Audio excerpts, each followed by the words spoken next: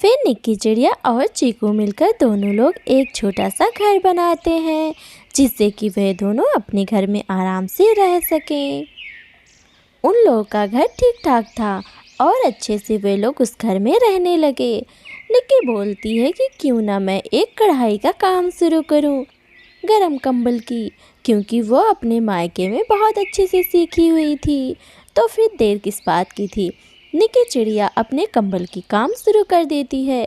साथ ही साथ चीकू भी उसका हाथ बटाने लगता है। दोनों लोग दिन रात मेहनत करते हैं और उसके बाद में वे लोग कंबल बना लेते हैं। कंबल बनाने के बाद वे लोग अपनी सर्दी से बच जाते हैं। निक्की चिड़िया तो माँ बनने वाली थी, अब 1-2 दिन में वे अंडे भी देने वाली थी, इसलिए वे काम नहीं कर पा रही थी। उन्होंने कहा कि अगर ये कारोबार आगे बढ़ेगा तो हम लोग अच्छे आमदनी कर लेंगे।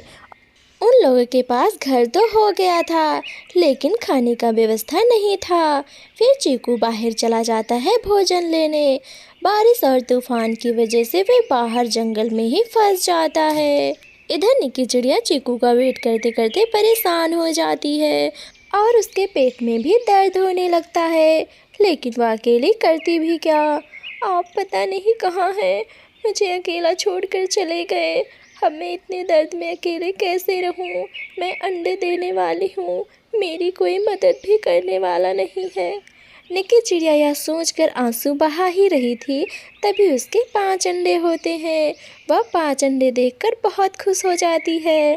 अरे वाह, मैं इतने दिन से परेशान थी कि मैं माँ नहीं बन सकती। चीकू अगर देखेंगे तो बहुत खुश हो जाएंगे हमारे अंडे देखकर। हम लोग जितना ही भगवान से मांगते थे कि हमें एक बच्चा मिल जाए, अब तो हमारे पास 5-5 बच्चे हो गए हैं।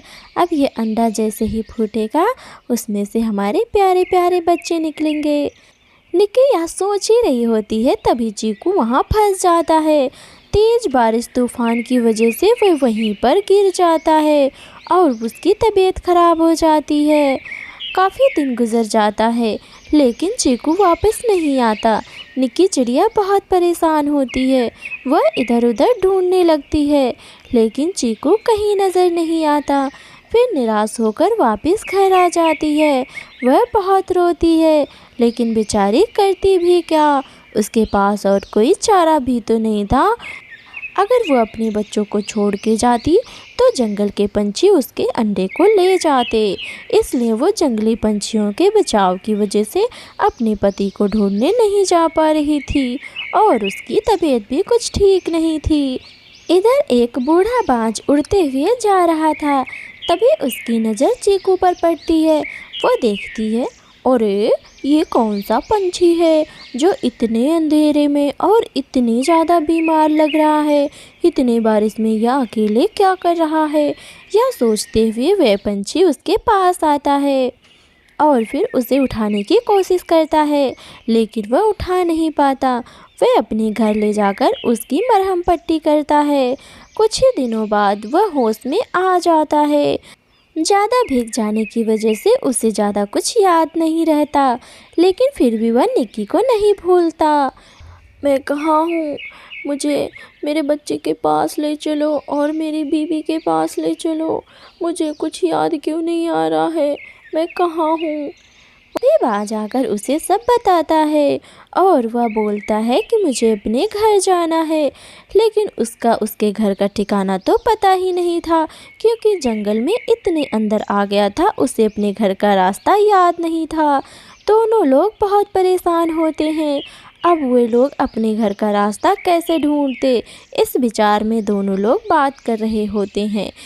इधर निक्की चिड़िया अपने खोए हुए पति के बारे में सोचते सोचते रोती रहती है और परेशान भी होती है। कई दिन गुजर जाते हैं, लेकिन उसके पति का कोई पता नहीं चलता। वे बेचारी अकेले ही अपने घर का भार उठा लेती है। अंडे फूटने के बाद बच्चे भी बाहर आ जाते हैं। साथ ही साथ चिड़िया अपने कंबल का कारोबार आगे बढ़ाने लगती है। किसी तरह वह मेहनत करके सर्दियों का कंबल बनाती है। कंबल बनाने के बाद जंगल जंगल पंछियों के पास बेचने जाती है। धीरे धीरे करके निक्की चिड़िया ऐसे ही अमीर होती जाती है।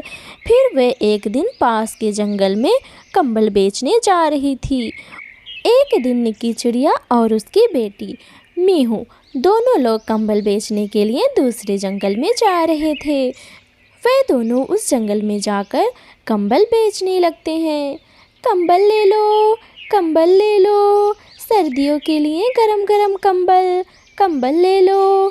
उसकी आवाज़ सुनने के बाद चीकू के दिल में कुछ तो होता है।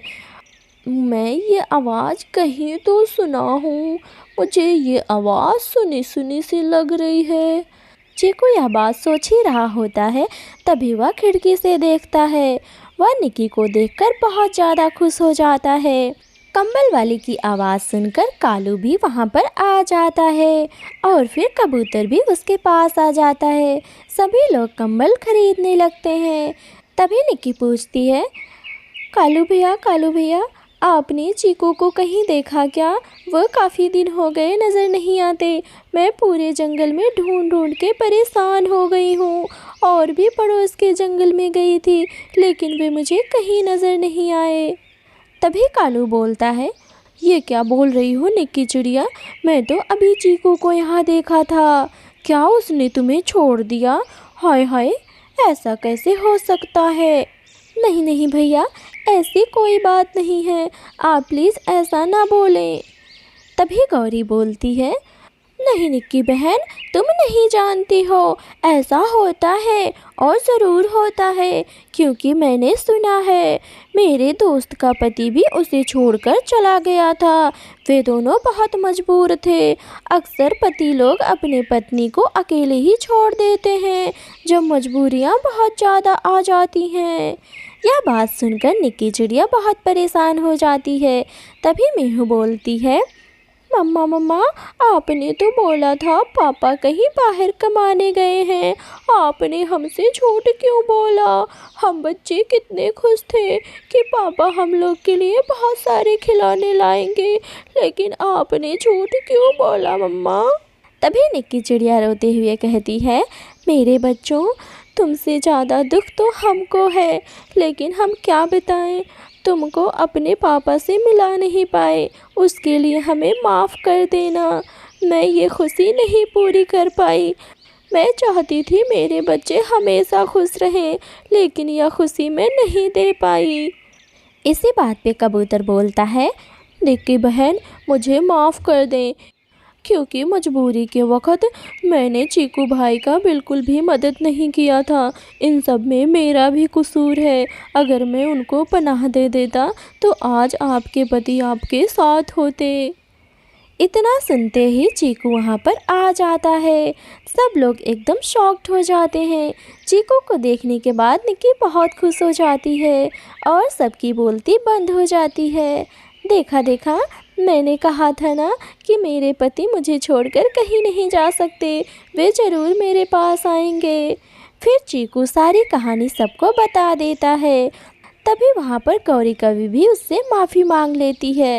निक्की बहन, मुझे माफ़ कर दो, मुझे लगा तुम्हारा पति भी धोखेबाज है, लेकिन इन्होंने जो कहानी सुनाई अगर वो सच है तो सच में ये बहुत महान है। ऐसा पति सबको दें। फिर निक्की अपने पति के साथ अपने घर पर चली जाती है। अपने पापा को देखकर सारे बच्चे बहुत खुश हो जाते हैं और वे लोग साथ साथ रहने लगते हैं।